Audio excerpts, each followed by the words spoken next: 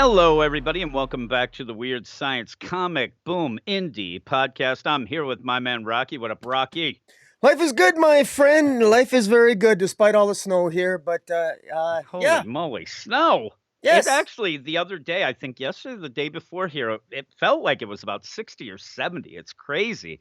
Uh, but yeah, I don't mind snow. I just don't like shoveling it. yeah. I'm sure that you have a apparatus to Well, yeah. do that It's the up in worst your type. area. It's the worst kind of snow. It's this time that gets really it's slushy, and then it Yeah. freezes and gets hard, and then if you try to shovel it all I do, I actually make it worse because it creates a nice little ice sheath, and so Oh, I actually yeah. end up doing more damage than not. I'm probably going to get sued with people Oh, jeez. falling in front of my house, but that's Yeah, you should do what I do, don't even shovel, is what I do. I have 5 kids at various points living in the house with me, and not one of them would ever pick up a shovel anyway, and it's weird too, like you said, that snow, when it's that mushy it's terrible. You can't even we used to love playing football in the street. We'd play tackle football when it snowed because you could just tackle people in the snow and things like that, but not that slushy crap, that's the worst. Your feet get wet. No, I hate it. I hate it, but yeah. I'm sure that we'll get snow sometime soon here, but it's still been pretty, fairly warm. So that's I don't know. I don't love it that way when you I like to have seasons, but it's starting to get to the point where there are less and less, actual seasons here in the Philadelphia area, or at least. I'm sure in Canada you have a pretty long winter still. So it's starting up for you. But yeah, we have 3 books Hmm? this week. And yeah, we have had a couple times I ended up not being able to record. We haven't recorded in a little bit, so I got to get back into the swing of things here. But we will start with Minor Threats number 3. And just to say, we end up with these books. We're actually continuing in each of these books. The no new number 1s this week for us. We're going to end up having Minor Threats number 3 to start with, but then Dark Ride number 2, and then Starhenge, I believe number 4, is it? Is it 4? I can't even remember. Actually, Yeah. it is 5, number 5 of That's right. Yeah. 6. I should have realized that I'd have it wrong, but we're going to start with Minor Threats number 3, and it's a book that we've been enjoying. We've actually thought that it's been very clever, written by Patton Oswalt and Jordan Blum, and we've pretty much sung its praises of being a clever, funny deal. I don't know. This issue, it seemed like it took a little bit of a downturn for me, but we'll get into it. Scott Hepburn on art, colors by Ian Herring, letters by Nate Picos of Blambot. And this one, we end up, and they've been doing this kind of where you're going to get these origins of the individual characters. And there's a lot of characters in this book. And this one, it's Scalpel, the woman surgeon, who I actually do like. But I don't know that I needed the full issue narrated by her. I really am more into Frankie Playtime, who ended up getting shot at the end of last issue. So I think it serves the purpose of trying to give you each of these characters, probably for a sequel down the line, because it looks like we only have one more issue of this anyway. But I don't know. It just ended up where it pulled me out a little, and I thought it drug a little bit by the end. What did you think? Well, I actually makes me. I enjoyed this issue actually Okay. a little more than you did. By at least that's the impression I'm getting. I Yeah. actually wish this was longer than 4 issues because I like the I fact that really wish in it the was more first than issue, 4, yeah. yeah, Yeah, because I in the really first do. issue we got Playtime's origin, in the second issue we got Brain Teaser, and he's a very interesting villain. Yep. Scalpel here seems very interesting too. I particularly love how the artist sort of renders Scalpel's Oh, ability yeah, that's to see awesome. the body within Playtime and to see how to heal people. It's and to see her origins. And I really like how Brain Tease and Scalpel and Playtime, once you get to know the origins of these villains, you see, but for some minor change in their life, they could be heroes, Yeah. but they're not. And that's what really works for me. And knowing that they're ultimately the they're the ones that are ultimately, we assume, are going to be winning the day and stopping the insomniac from by going insane. And he's Mhm. after the killing of his sidekick Kid Dusk by the Stickman. Stickman, It's yeah. it's it actually it brought this all together for me that I'm actually very curious to see how it's going to resolve in issue 4. I wish this was 6 issues long and I not know. 4. I know, and when I say that, and I do think maybe you like this issue a little bit better than me, but that being said, I think my problem is the idea that I wish it was longer because, I like spending the time. I think that actually the thing that gets me in this, the way that it was presented with Scalpel and then going and doing the action and whatnot, I thought that Scalpel's origin, which I do find intriguing, and really, again, setting up the idea that parents kind of made their kids in that way that you already have playtime and her mother. I think that a lot of the scenes, while I said it kind of drug and seemed long, I think some of these scenes needed a little more breathing room. I think that you could have had an issue, and it's a shame if this was just ongoing. You might be able to have just a full issue of Scalpel's origin story, and I think that might have played out better because of the idea of the things with her father and this villain hero slash whatever who ended up killing her father, and then she had to like that went by a little too quick. I actually thought that that was a really good moment, but it seemed like, okay, we have these ideas, but we don't have a lot of time to go into it. Even the stuff when you got Snake Man to say when he's kind of gives his little bit, that really is pushed aside quickly. Not pushed aside, but it's like, okay, you say your lines and let's get out of here because we have other things to do. And I thought that maybe that's what got me in this. I still like it. I just thought that everything leading to this, I was actually surprised that there was only one more issue left. That's one of the biggest things because of that idea, like, okay, we're going to go and see Scalpel's deal. Maybe that could have been done a different way so we could get this full story. But I do still like it. I like her origin, and I do think that the ability that she has with that surgery is one of the best things I've seen in comics with that sort of thing at play, where she looks at the body and you see words all around, like wrapping around organs of what's wrong with them, what's going on. And it really plays out then when she you think she's gonna kill a guy because she's then seeing how she really could do that and then Yeah. doesn't do that because while she ends up thinking that she is a bad person, almost like her dad was on the up and up, she needs to get money. She ends up selling drugs. That's one of her big things that ends up taking her down. But when it really came down to it, where you really would not really blink an eye if she ended up killing the guy, she didn't do it. And she says, I didn't do it because I need business to keep going, but I think there was something a little more with that. And so you're getting these plays here where she almost seems by the end of this that she's in this deal of taking down Stickman. Maybe she's also got a little hero in her and she wants to do that as well. Yeah, everybody's motivated by money and they want to I go that, but I I think think that she's that's yeah. just to interject, I feel she's very, very much, heroically inclined because how Yeah. can she not kill the person that killed her dad? I She know. saves his life instead, she Saves puts them. money and I can't that she has to there has to be some goodness in her. She might Yeah. say she just did it for the money, but if you're already criminally inclined and somebody the person who killed your father comes around and has money to pay you to heal Yeah. them, well, you could kill them and take their money anyway, but Or she yeah, didn't do and that. you know what? Even as you're saying that, you could do nothing and Yeah, they'll die, right? And then you don't even have blood on your own hands. You could yeah. just let them die. She couldn't even do that. And she says at the beginning when you start the issue where you're getting flashbacks of her watching her father, and her father was a doctor, all these things, and she follows in his footsteps. So right there even shows you some things. But when she ends up talking about it, she does say you end up being a doctor, you think, to save people, to help people. And then, yeah, things go a little wonky. You need money. And that's a big motivator. That's a big thing in this whole issue. The idea that the biggest motivation is money. But yeah, what are these people doing? And by the end, you have Patton Oswalt and Jordan Blum even showing different panels of, different motivations. And it's not just money, it is honor, it is being heroic, it is that sort of thing, redemption. And so, yeah, I think that what they're dealing with is really neat because it's just not straight up that I thought at the beginning. We both probably thought, okay, this is just like the Suicide Squad. We'll have some jokes and get out of here. But it's actually delving deeper into the idea, like you said, what does make a hero and a villain? Because right now, Batman in this, the Insomniac, he's a straight up villain at this moment. But even if he is a hero, but he's going around just wiping everyone out. And it's the one bad day. But now it's almost on the villain side, you're getting the one good day. Like, what would it take to actually then be a hero? And they're kind of doing that. and they're almost, like, so embarrassed by it, or they can't accept it that they're actually making excuses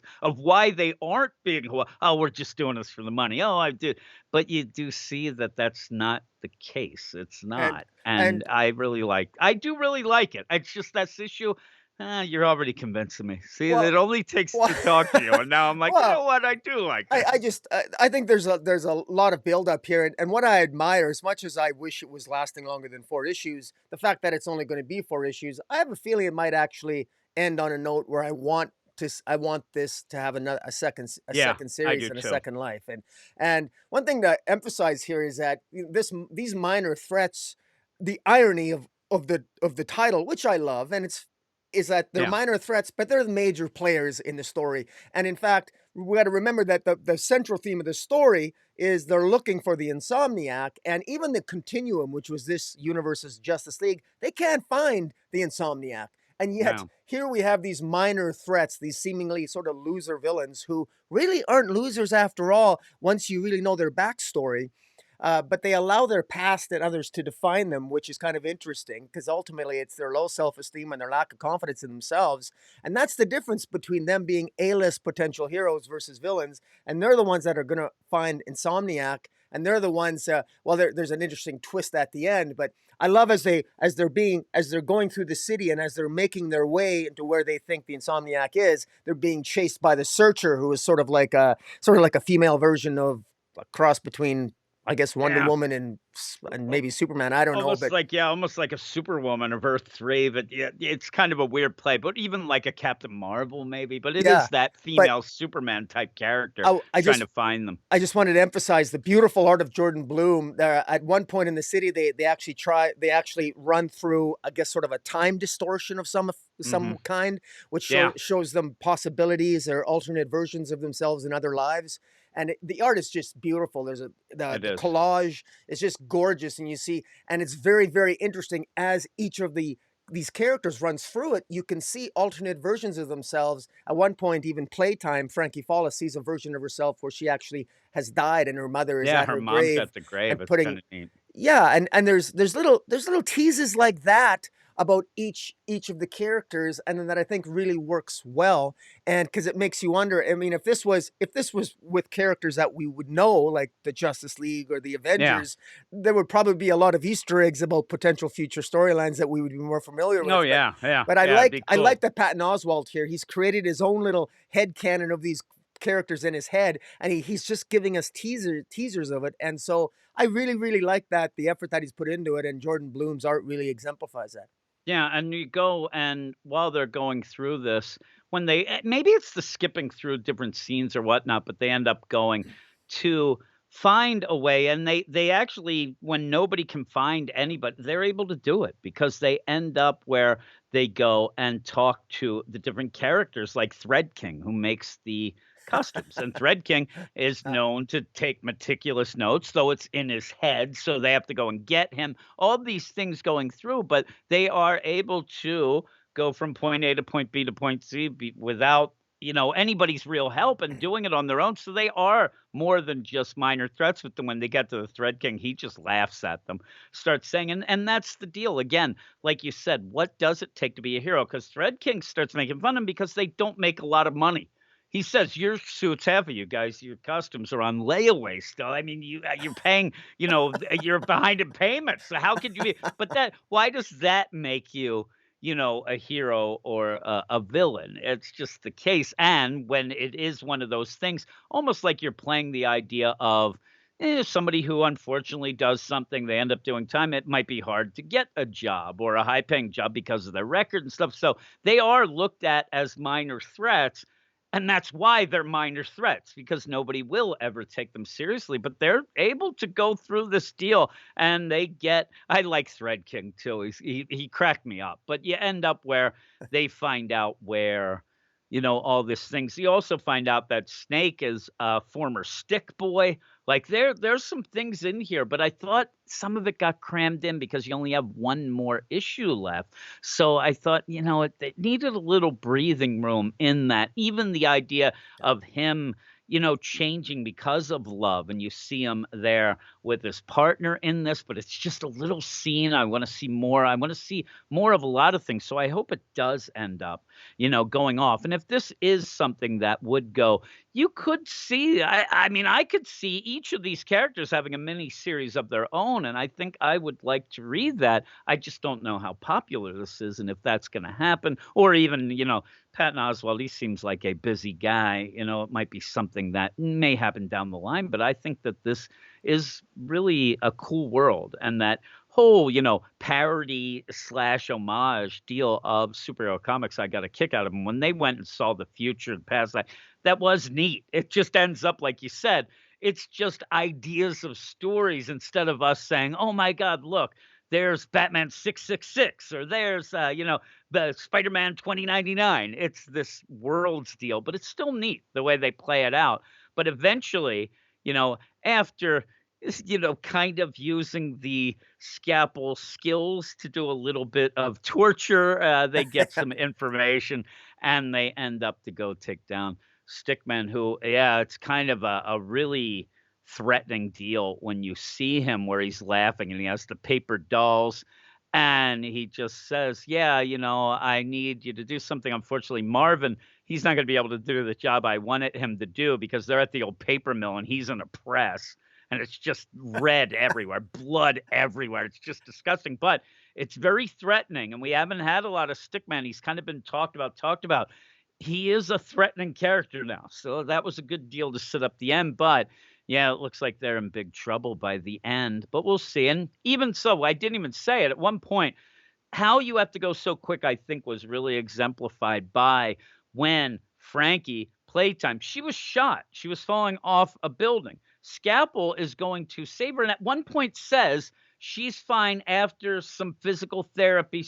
And 2 seconds later, she's up and at him. Let's go. Yeah. And you don't really even bat an eye or mention that again. She doesn't even really thank Scalpel, like, hey, thanks a lot for, like, they have to get going because there's only one issue. And I think that that was Yeah. pretty obvious I that this was, pedal to the metal. I also, just building on your point there, I love how there was 2 pages dedicated to the powers of playtime, because you and I talked about how Yeah. she's got such unique powers that but they're kind of like silly powers, like like she can almost create toys. And Hmm. while she's falling, she tried Yeah. multiple ways to try to save herself. First, she tried to create little paratrooper, like toy paratroopers, but the Yeah. lines got tangled in the little parachute, so that didn't work to save her. Then she had a Krabby Crabber climbing claw, which the hinge was too rusted, so that didn't work. And then she tried to create little springs on her shoes. That didn't work. But what did work was that she created giant marshmallows, and Yeah. she ended up saving herself, and she fell into a pile of A giant pile of marshmallows that she marshmallows. and it I thought that was such a I love that, because she's someone who she never I mean, you could tell. I just love how that played out. She's so desperate to save her life. She tried absolutely everything, and she, at the last minute, came up with something Yeah. crazy, but And it it's saved it's her life. great. And what I like about it, to go with that, is, I mean, also, if you go with, like, Polka Dot Man, Yeah. and I'll even go with the movie that most people saw, Yeah. it's a goofy ability, right? It's really but when he uses it, it's pretty damn deadly, and I Yeah. think that the thing is, like, this is one of those things that Playtime might be a hero, could be on, say, the Consortium or the Justice League, but they're not gonna have somebody that throws out army men parachutes and lands on Yeah. marshmallows.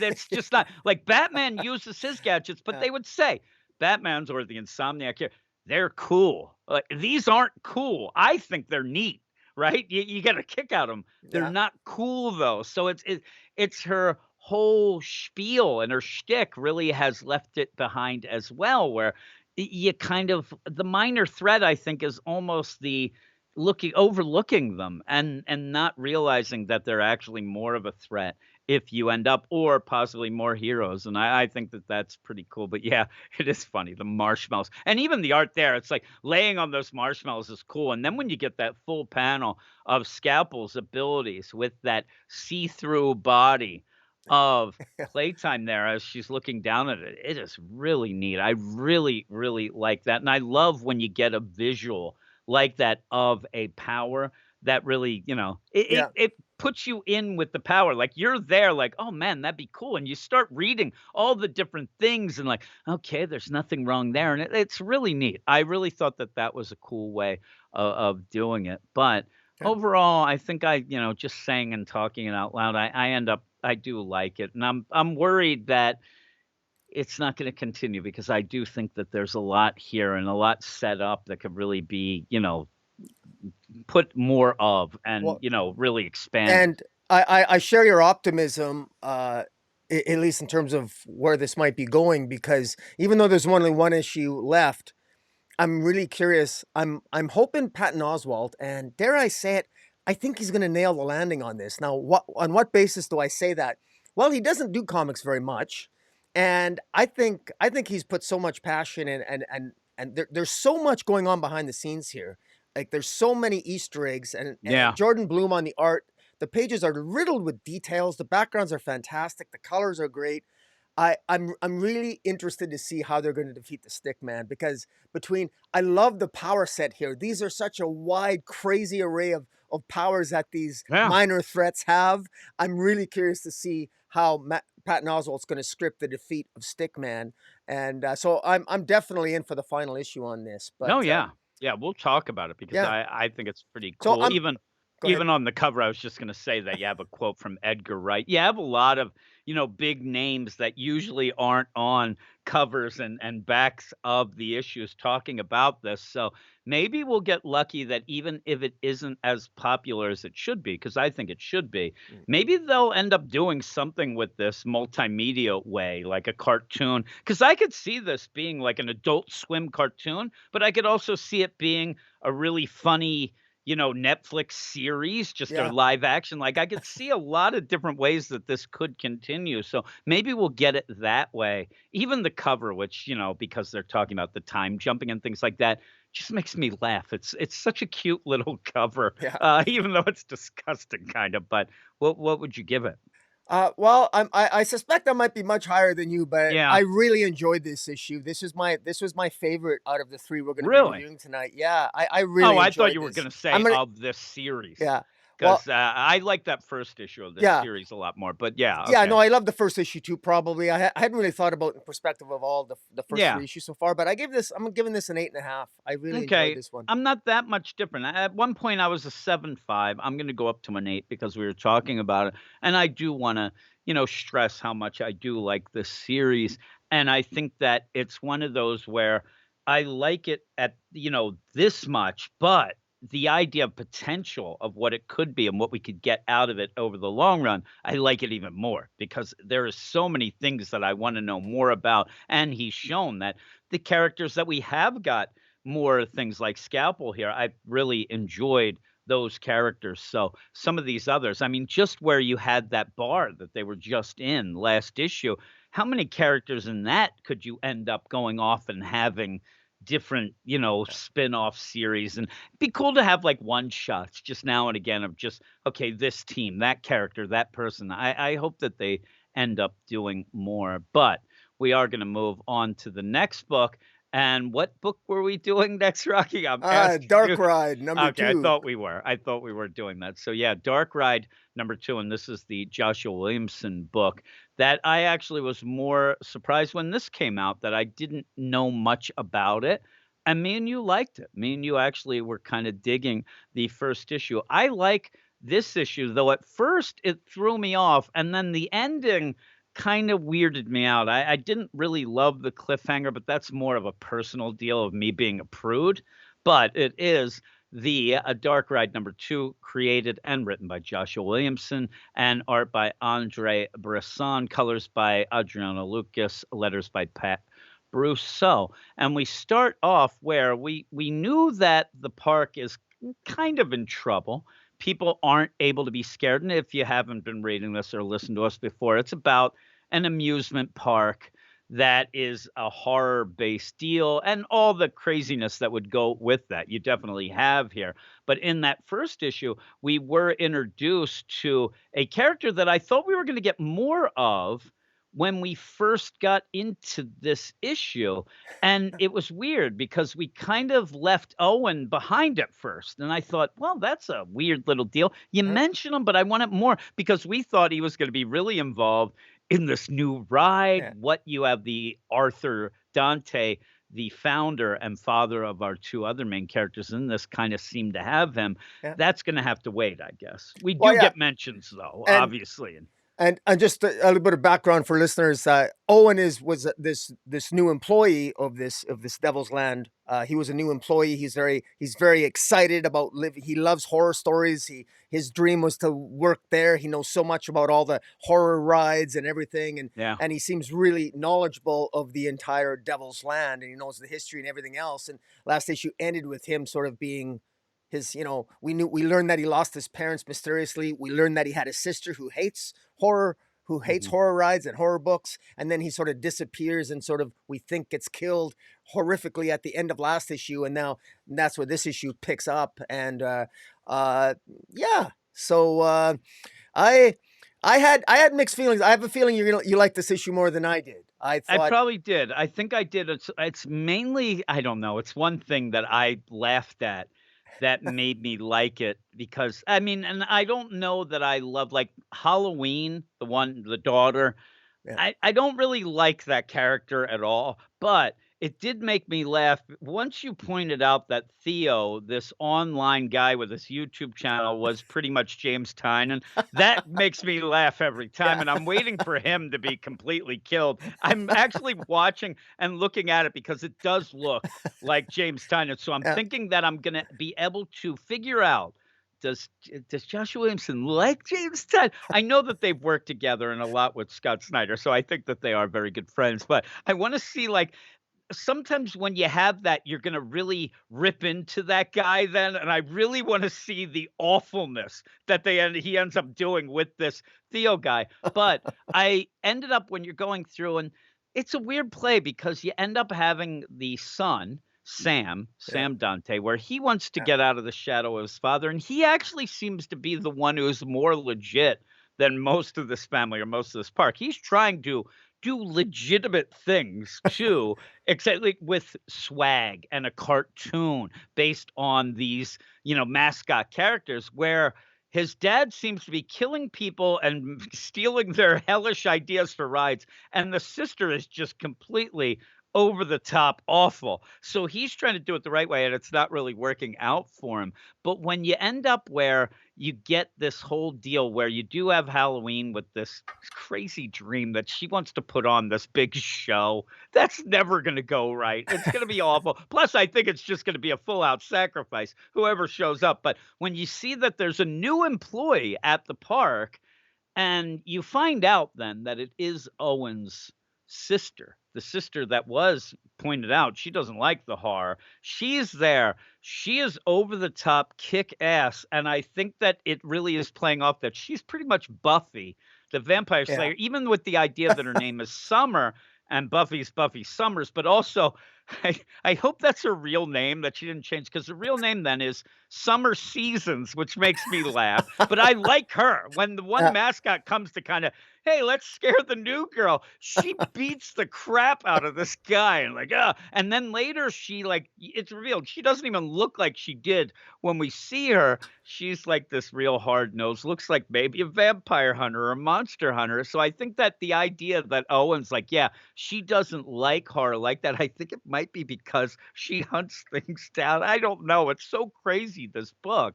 But that whole idea of the park and all, I think that intrigue. I like some of these characters, though, is what gets me, especially James Tynion. I'm looking at him now. But even when the summer girl comes, she's looking into the disappearance of her brother, but she's like, hey, I hear a lot of people disappear here. People die. What happens? They go through these Yeah. wacky things that go on. But yeah, the idea of her being in it actually did intrigue me and And kind of up the ante to maybe find out, what is going on in this park. Because everybody's sus, it seems, right? that's right. And we should remember too that last issue, Arthur Dante, the father of the Devil's Land, whose origins are grounded with what we believe to be a deal with the devil. Surprise, Yeah. surprise. Uh, it was the death of Owen that gave further inspiration to Arthur Dante as he tells his son Sam last issue that he's got some extra ideas for the Yeah. park. And so there must be some connection between the sacrifices and the deaths Yeah. of innocent people like Owen at the park that gives Arthur Dante inspiration or powers up the Devil's Land amusement park itself. At least Mhm. that's the what you can infer from the narrative so far. And I like that aspect of it. This issue, I like the fact that we get introduced to some more innocence. And in this case, it's Sam's daughter. Yeah. She's very innocent as She might well. be the cutest character That's that we've had that's ever on right. this podcast, right? I mean, that's why the ending really threw me. It threw me off, and it's something that I don't know. It's a little. I hate to say it to sound like such a prude, but it was very icky by the end. But when she shows up, she does actually inject like life into the book as well. 'Cause she's like, okay, she's innocent. The dad, I mean, Sam or dad, the son, like I said, he seems more legit. Like he really wants to he doesn't have the it that is passed to Halloween from the dead. He's Yeah. more of a, trying to be a businessman and trying to make things work. And he didn't even want his sister there because everything goes wrong when she's more in tune and more with the deal. But you go on because I Well, I do like the daughter. I thought she was real cute. yeah, it's interesting, and I'm still trying to figure out, and maybe you can help me along here. I missed something, but it seems to me that at the beginning, Halloween is having her threesome there, and Yeah. she's very sexually promiscuous, and she's having a threesome, and she's sleeping, and she dreams of this. She has this dream. I get this feeling that Halloween, her dreams, and she's got more of a connection to maybe the darker aspects of Yeah. her That's father's what I nature, think. I think that and she's definitely got almost all of it in my yeah, mind. and like Yeah. and to build on that, and juxtaposed to that, Sam is more like you say the real person, like the everyday person, the businessman. He wants to make it work. He wants this to be a successful park, and I don't think he really appreciates. Maybe he doesn't realize just how No, much of I real yeah. world horror this actually Yeah, is. I don't think he's actually in touch with it. I Yeah, think that you end up having, like, the dad, Arthur, he's the devilish P.T. Barnum, right? yeah, But the problem is that when he had these kids, I think the devilish part went into Halloween, yeah, and the P.T. not even the P.T. Barnum, but the businessman went into Sam. I think that the big problem is that Sam is doing things that are he's trying to make swag. Hey, a cartoon. That isn't in touch, and he even says an adult cartoon based on the deal. Okay, it's adult, but that's not horror. Like, he's the guy, he has the ideas, but he's not in touch with that horror deal. It would yeah, be like me. I'm not a horror movie guy. Hey, I could maybe try to fake it and say I could do this, this, and this, and I may get everything right, but I'm not gonna get it quite right because and I don't know the horror. But there you go. You have the devilish deal of Halloween. She's in touch with what they really need to do, but she could never make it work because she's a mess. yeah, She can't even she's more involved in threesomes and doing this. You know for a fact that there's a good chance that she's gonna set up this stupid show and then get drunk and not show up for it. I mean, yeah, this would not surprise me if the opening night of the show, because she has a dream about it, it's this hellish hell pit of a deal. She went right to her dad. Hey, and he loves the idea. And I think that's where Sam yeah. gets angry a lot of times and didn't want to because his sister's so in tune with that horror part of the thing, but he's trying to make things work. It's the family business. He's trying to save and make better while she's just going around doing nonsense, but is ultra popular in everything that she does, Yeah. but ends up messing It everything it up. it And actually makes me, I think it makes sense that maybe why they've been so successful and managed to stave off bankruptcy for so long is that, ironically, I think the combination of Halloween and her brother Sam are a good combination. She yeah, has I these think that the crazy combo ideas. would be their dad. I mean, their Yeah, dad is that combo, and yeah, she has the crazy ideas.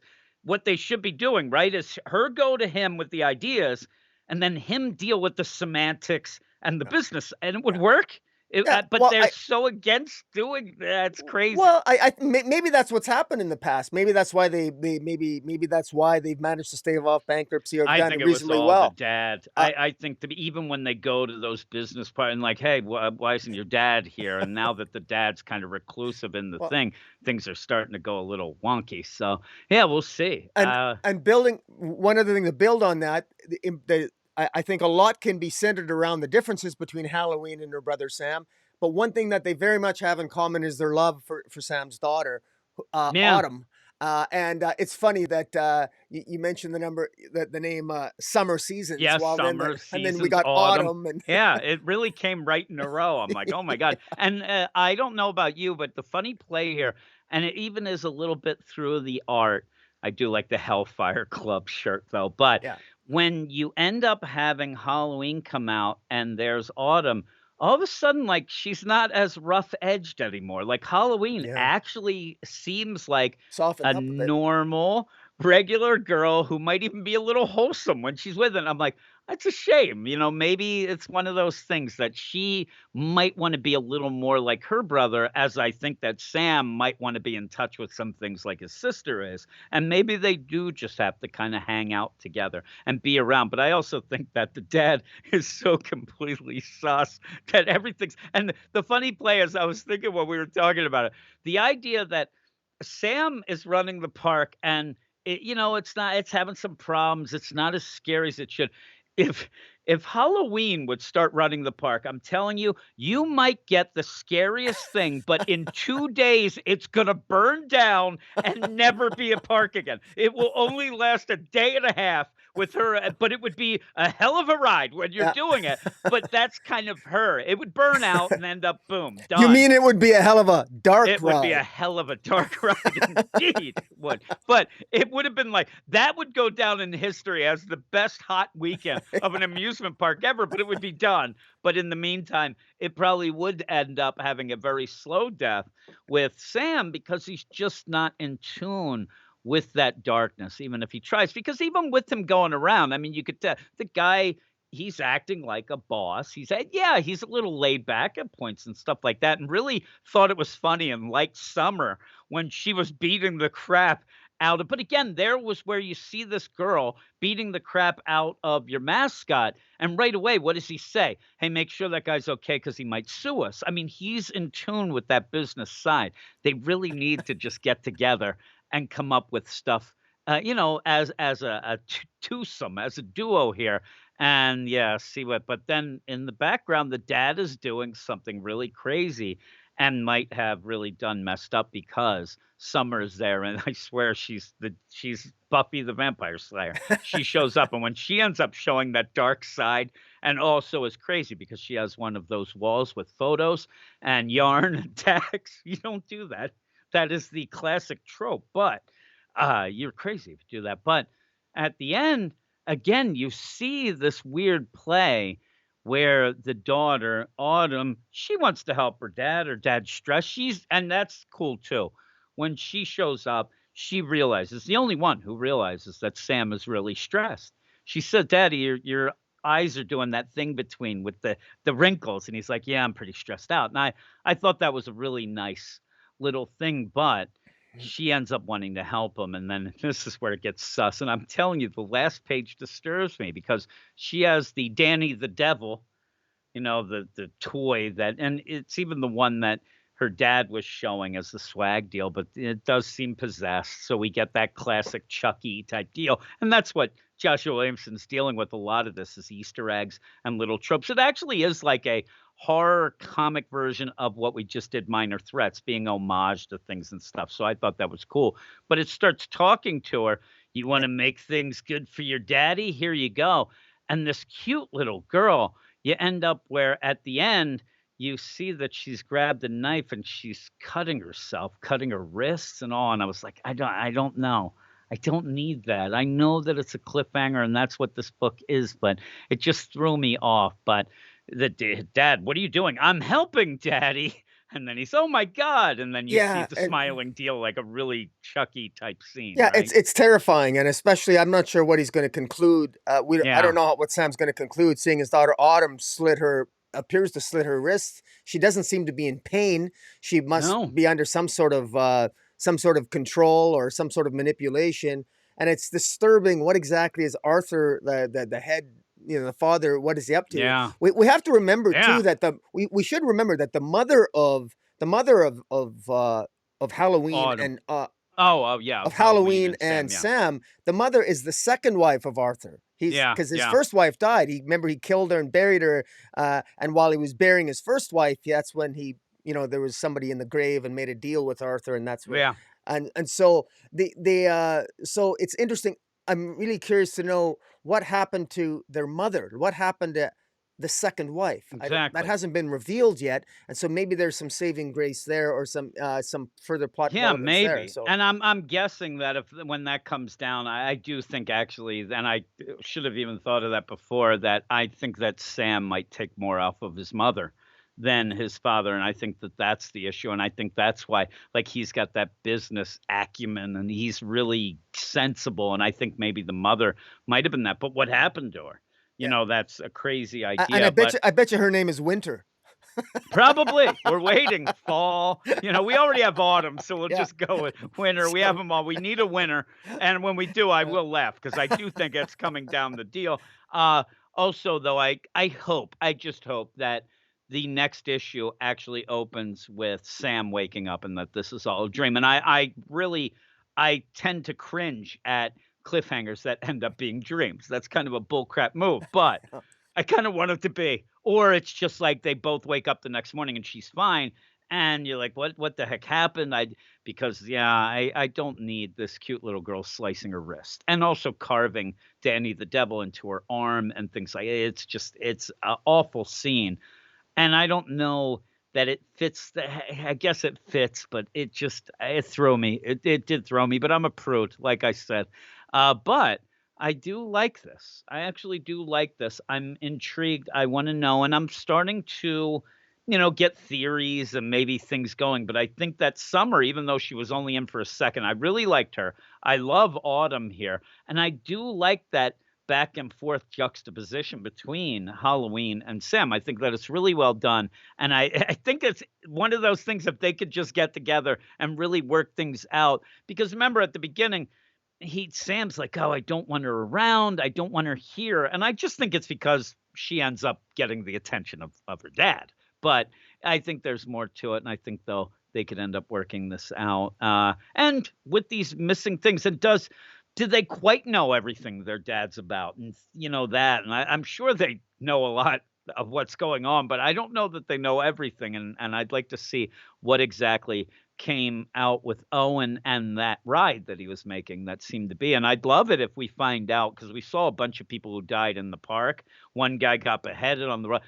It'd be cool. I don't know how you do it, but cool that you find out that they had ideas for rides. So they end up dying in these horrific ways. And then a new ride sprung up a week later. That was oh man, it was the biggest hit because that's what he keeps doing is stealing ideas from everyone. But we'll see. We'll see how it goes because we'll have that on the Summer side of things, trying to find out where Owen is, maybe with the help of James Tynan, who he yeah, gets lost in the shuffle. He's just yeah, there doing his yeah. thing. I love too because he's on the YouTube and he's doing these videos, and it is the true crime podcast about amusement park horror. It's the craziest niche podcast, but when you end up having the girl Katie, who was the worker who also helped Owen when he got there, when she's yelling at him, "Oh man, you loser, get out of here!" He's like, "I make more with one video than you do in a month." I'm like, "Yeah, I could see it. I could see James Tynan having that. He got all that Substack money." But what would you give this?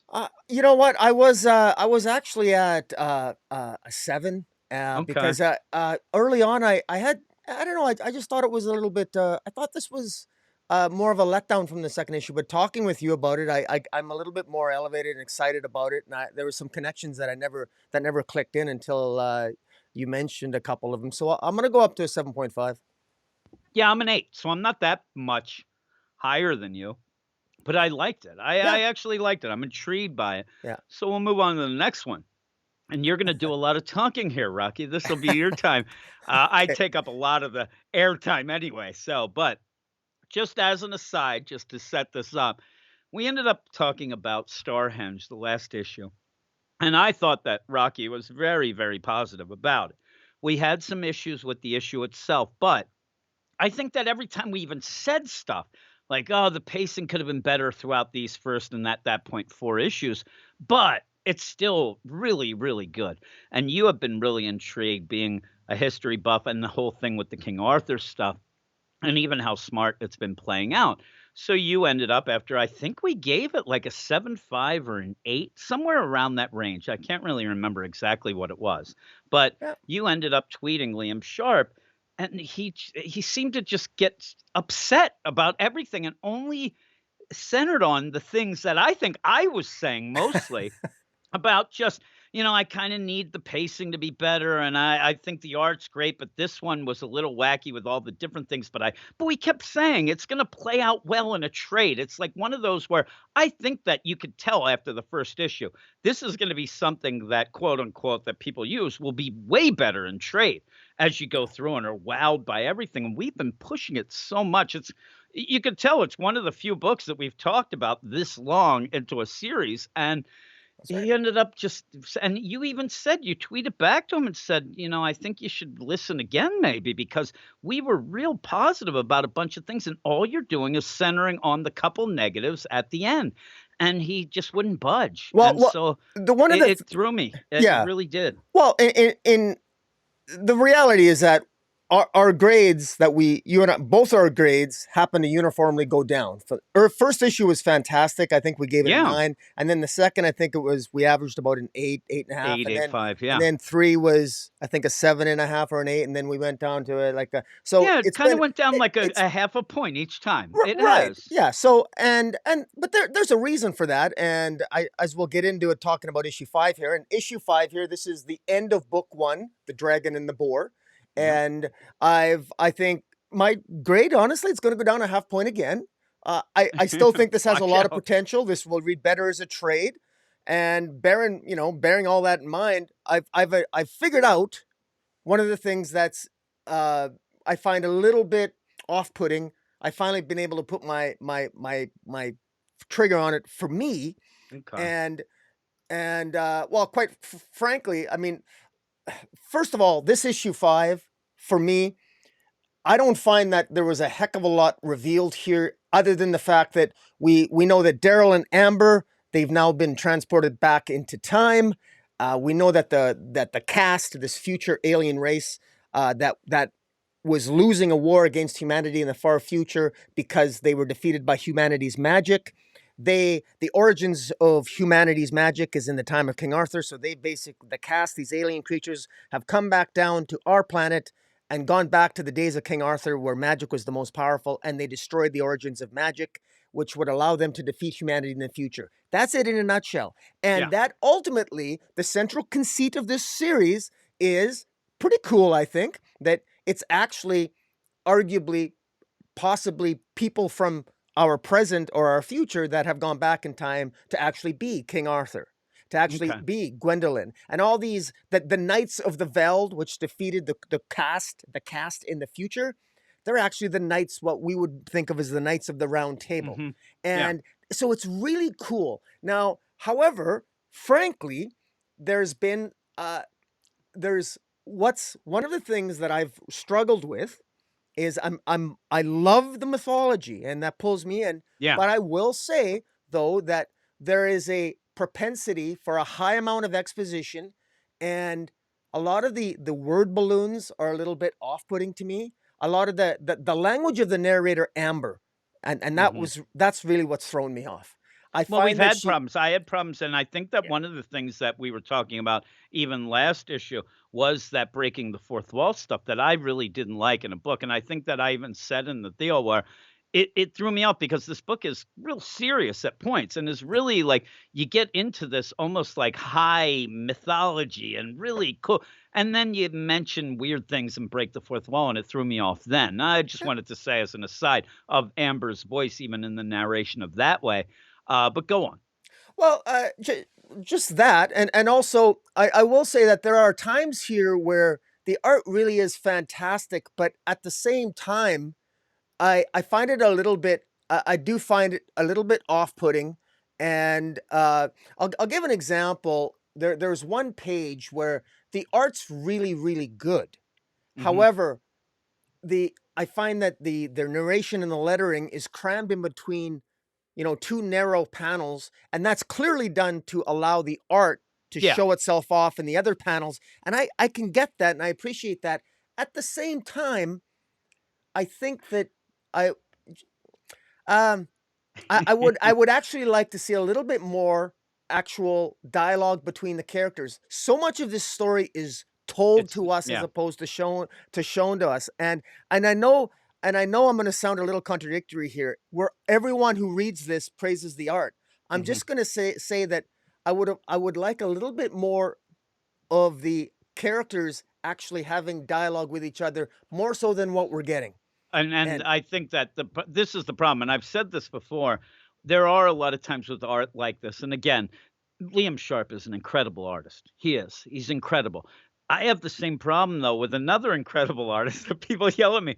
But a lot of times, Alex Ross, when you're reading an issue, sometimes the art is so good, but it's a static art because you're telling the story through narration, and I'm saying it's not always that, but yeah, there are times when the art is so good, but it's just kind of this static deal, and I'm looking at this right now, and there is that one page where you have, a soul figure there, and you have these mountains, but you have also really, really small narration boxes that I would have problems reading if it was the print. I read digitally, which is great for me because then I can expand it or whatnot. But what are you getting in that art there? It looks great, but it's not really telling the thing. And I'm with you. I think that you need more dialogue and more character work because a lot of times through narration and a and heavily narrated deal, my problem is that it almost starts to drone. Now, this is part of my craziness and my problem, but it's not giving me that interaction that I need between characters that give you character moments. This is almost like you're being lectured or told what is going. And it is to some people. I know that in the White Knight stuff, where you end up having no narration is allowed in that, universe by the guy. He ends up where he said, because you don't get the feels for it. You don't end up remembering stuff. And it is. I'm looking at it very heavily narrated, but you go on again. I don't even know what I'm saying anymore. I'm just mad. I said that. I was just upset because he ended up like everybody else is giving it 10 out of 10s. Jesus criminy. If somebody has one little problem and that's what you're going to center on, I think you're in the wrong business. I think that you should just paint your pictures and go whatever. I don't want to be mean, but if you're going to center on the negatives after 50 million positives, that even we said, then why bother? I yeah. just don't get it. I'm getting mad now. But you Well, you go on. You go on. well, I guess the example I would use is, uh, here's the irony: there are scenes that are absolutely gorgeous, Yeah. and where I think the exposition is too heavy, and then there are scenes where I think the exposition is actually perfect, and that's what I find. That's what I find a little bit funny, because there's one scene in the back here, or there's one scene the where it shows all the mountains and this beautiful Mhm. scenery, and we're not getting any dialogue, Yeah. and yet there's one near the end where we're getting a scene between, at the end of this issue, which I think is the best scene of all, where essentially King Arthur is speaking to by by a character that's warning him that Mordred, who and Mordred is the villain in King Arthur mythology in Mhm. Camelot. Mordred is actually the more dreadnought of the future of the cast. So you're beginning to see the villain come into play in the final issue here, and it's pretty good. I mean, it comes to fruition there, but I wish it would have been a little bit more. Would have been nice if it was a little bit more clear. But Yeah. like, so there is there is a lot there's a lot of positives here, but the big thing for me, and this is what has continued to sort of frustrate me a little bit, is I I do wish that things were a little bit more clear to me, in Yeah. terms of the flow of the narrative, the flow of the narration. And because I still say that issue one was the best because it was so detailed. As I'm still looking, when I read my notes from issue one, it pretty much explains all five issues. Yeah. Because this issue here, it's uh, let me give you there's one scene where Merlin is talking to King Arthur. He's looking at King Arthur, and behind King Arthur, it's all orange, and Mhm. he's orangey with the coloring. And yet, when it shows Merlin, even Merlin's background is like this dark, gloomy color. It seems really weird. It just seems off-putting, and I'm wondering, where are they talking? Like, I don't know where they're actually talking, and it's just weird. Again, it's beautiful, but Yeah. it's just a And little I bit think he off-putting. might be going with this, like, idea of the brightness of Arthur, but you're right, though, it doesn't play out in the actual scene Yeah, like that. It actually does throw you off a little. and And plus then you one see and then on the side, I see dinosaurs and bears. well, that I got a question for you, and I'm wondering because Mhm, this whole book 1 is called The Dragon and the Boar, and the boar I know is supposed to represent King Arthur. So I'm mhm. assuming that the dragon is supposed to represent Mordred or the Yeah, cast. And I will say though that probably it's because I'm not as familiar with the King Arthur lore as I should, but it was never obvious to me why this was called the dragon and the boar. mhm. Even now, seeing the dragon and what looks like a bear, and that's even an in-story joke. I know it's a bear, but it's actually a boar, Yeah, and it looks yeah, like a bear to me. So, yeah, you know, yeah, but it certainly does, but right? in any event, it's a nitpick, and I just want to be clear on this that I do think this is beautiful, and this the gist of this story, I'm getting it. But straight up, I'm not going to apologize for the fact that I do find this story. It doesn't flow as well as it could. It straight Yeah, up doesn't. I have to reread it a few times. I happen to love King Arthur lore, so I'm going to read this, and I love King Arthur and I love time travel, and this has both. yeah, And yeah. so I'm in for the long haul on this, but I'm not gonna, I don't mind being challenged, and I do find this challenging. And as a compliment to Liam Sharpe, uh, I'm up for the challenge, especially when the art's this beautiful. So I'll leave it at that. Yeah, I mean, it looks incredible. I end up being somebody who gets thrown off by overly narrated books, and that's just how it is. And again, anybody saying in their opinion, it's just their opinion. If I don't like it because I ended up reading 3 pages and stubbing my toe and blame the book on it, but I say it in the review, listen, I stubbed my toe, I blame.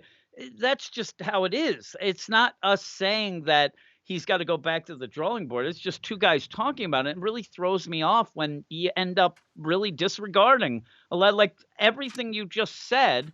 Yeah, you have some problems, little nitpicks, things like that, but you even pointed it out. They are nitpicks, but it's your nitpick. Yeah, That's you reading it, but you really like it. You think it's really good. And as you're going through this, you hope that things tie up. You hope all that stuff. That's on the story and whatnot. But overall, if somebody said to you right now, "Should I get this book?" I know that you would say yes. You would tell them, "Yeah, I, go for it. It's pretty cool. I think you might like it," especially if you knew they were into this sort of thing. But I don't certainly. think that you're going to tell them, "No, don't ever buy this. This is terrible." And what else at the end of the day really matters? You like this book enough that you would get it and you'd recommend it to other people. Just because you're giving it and we're giving it an 8.5 and everybody else is in a 9.5, well, their 9.5 might be our 8.5s anyway. And people give nonsense scores. I really do think that it's him listening and was just coming into this. All right, I get to hear somebody else kissing my ass once more. And when he hears one little thing, he completely lost track of everything we were saying. And it threw me off. And it, Yeah, it really upsets me at that point of things. I know. And don't ever think that when we're talking, even if we start yelling about things and whatever, we understand the amount of effort that it takes to make these things. We're not, saying this is this and, because I hear people, oh, you shouldn't be mean like that because you give a 9. Yeah, they took a lot of effort. We understand all of that stuff. We're just here to tell everybody and just me and you talking together. Hey, what did you like and what didn't you like? Well, here you go. And the good outweighs the yeah. bad in this And tenfold, and right? and one of the good things that outweighs the bad here in the narrative is that one of the more exciting things that happens in this fifth issue, this final issue of book 1, is the Ur Queen in the far future. She actually dies, and Yeah, she manages to send a message through the metavelve. There's the Terravelve, the physical world, and then there's the metavelve, which consists of thought vortices. The cast can't yeah, can't access that particular metaveld. She sends the warning through time that Amber picks up on, and Daryl picks up on, and yeah, so does Merlin. And so that's sort of like the final warning. And just as Merlin is becoming into his own, and just as King Arthur's becoming his most powerful, he's called back to Camelot to yeah. fight Mordred. And so all these things are coming to fruition. And again, and it's probably because I'm used to maybe a DC when DC crises are at their best. not necessarily Yeah, Dark Crisis, yeah. but this is the epic scene here. That this final scene, or one of the final scenes, it's beautifully rendered, where King Arthur is being warned, saying, "You've got to go back, Mordred. Your land is under attack." This is when Arthur's at his most powerful, but he's Mhm. outside of Camelot. This is kind of a big epic thriller. But I will say that if you're just you really have to read every page. And so remember that this is Liam Sharpe. He's a fantastic artist. Take your time to milk in the art, and while you're doing that, take your time and really You have to take your get into time the and narration, because yeah. it's so much is jam packed in the narration, and Mhm. frankly, a lot of key points are not drawn. They're not illustrated, and so that's one of my criticisms. Is that, there's beautiful art, but a lot of the key plot points are told to us. They're not And yeah, shown, and yeah. so that's the only. I mean, that's a legitimate criticism. It's a comic book, and I realize that it's clear that he puts an enormous amount of work into each of these pages, Yeah. and it's It's beautiful to look at. incredible. But this to me is almost.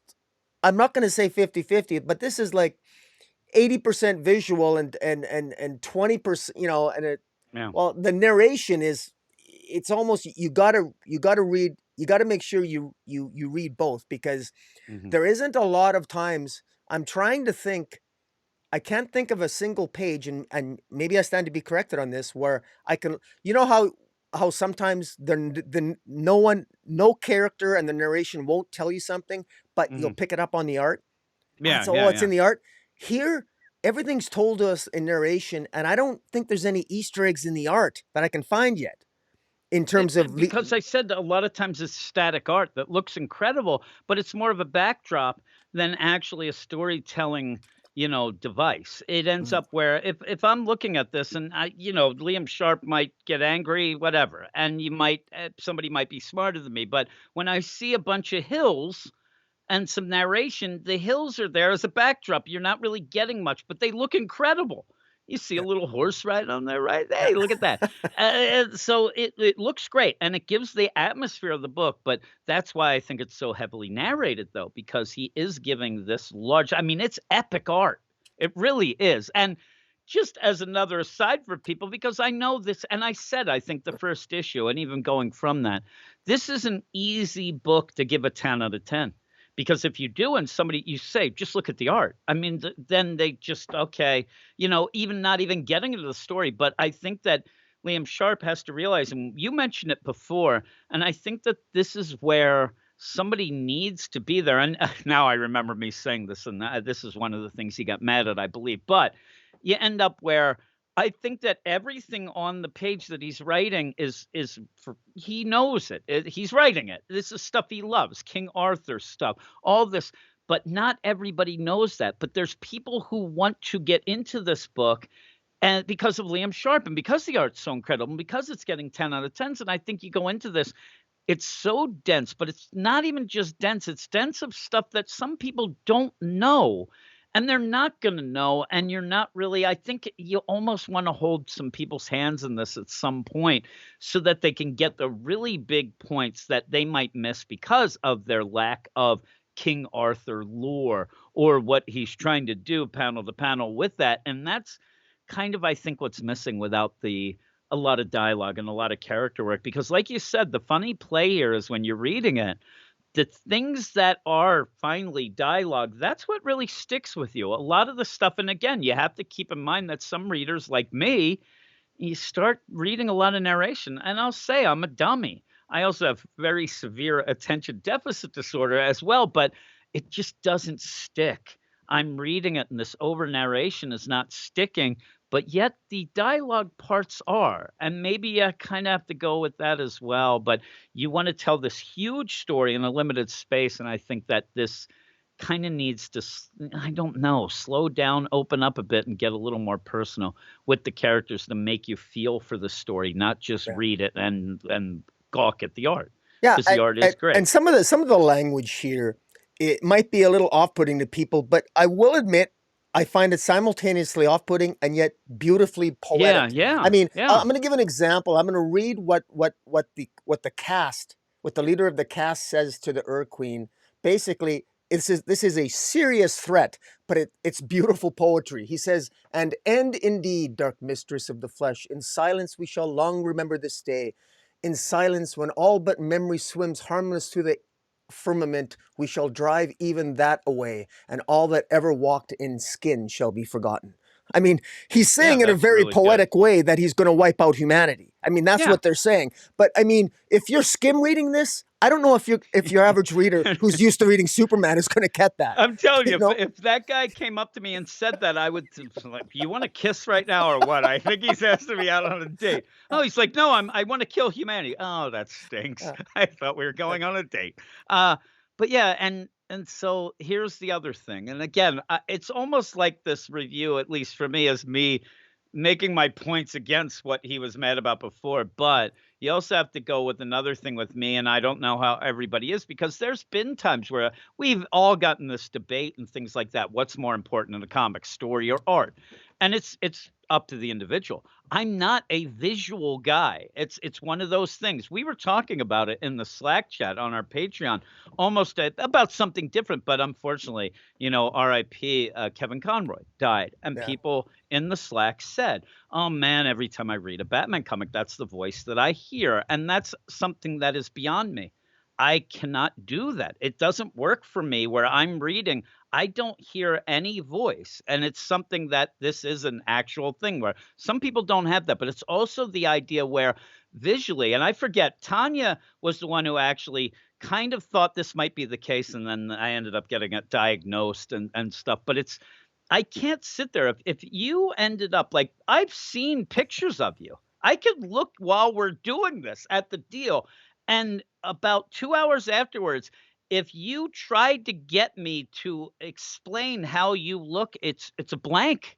I know it's you. I know Rocky, but I couldn't. And this is why it's also why, like, as opposed to Liam Sharpe, who must have this vivid imagination and can put his pictures in his head on the page, I can't draw anything. And visually, that stuff doesn't go. I'm more of a story guy because that's what I remember afterwards. I don't remember this. It's such a wacky deal. This is just personal for me, but there's other people who say they're more story people than art people. And I think that this book is so reliant, first off, of getting you in with the art, and then it's going to tell the story. And I think that Liam Sharpe is doing a really good job of making it epic and all that. But it's kind of leaving me behind each issue. As we said, we go down about a half a point each issue because once the shock and awe is wearing off at points, I'm starting to not be as, involved in it. And it's weird too, because this issue actually has probably the most coherent art in it from beginning to end. We made the joke that it's one of those things where you complain if there's 5, 10 artists on the book, but yet Liam Sharpe's doing this on his Yeah. own as if it seemed because he's so good at all these different styles. But I think this one is the most coherent, consistent art throughout. And for some reason, it doesn't like wow me as it did when you had all that different things that I thought was more of a distraction then. So I really don't know what is going on with me and this book. I do realize that it's really, really good.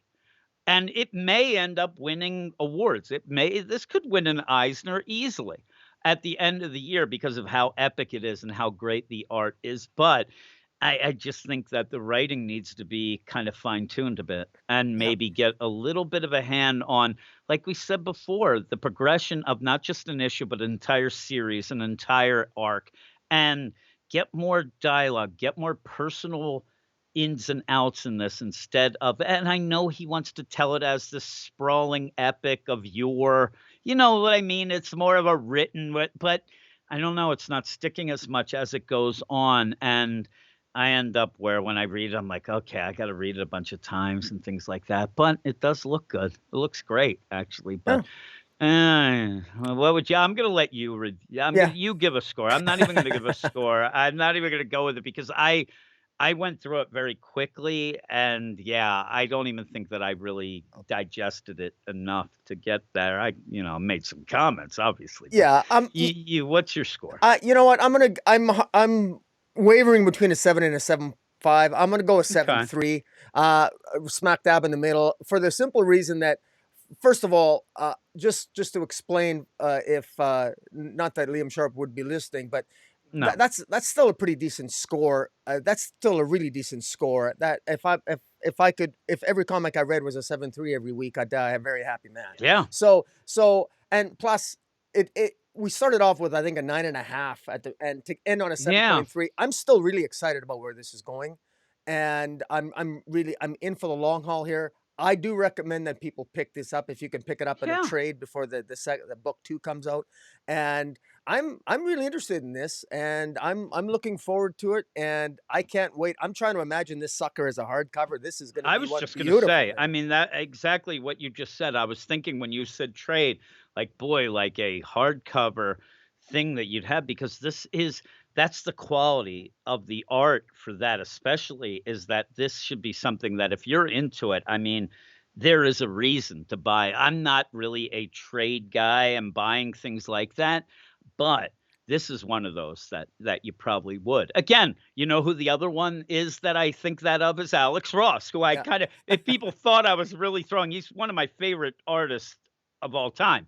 But yeah. times when you get heavy narration because you don't wanna spoil the art or it's this big sprawling deal, it does tend to, make me not just not into it, but remembering it and getting that thing. I think most of my reading, what I like is character points and interactions that end up giving you the plot, not just being told through narration. It's one of my pet peeves is overly narrated books. And unfortunately, when you get art like this, you do tend to get it like that. But I think that's by design. I really like I'm saying this, but this is what Liam Sharp wants to do. So that's his deal, but I'm telling you mine. And it is you heard me talk about it all the time.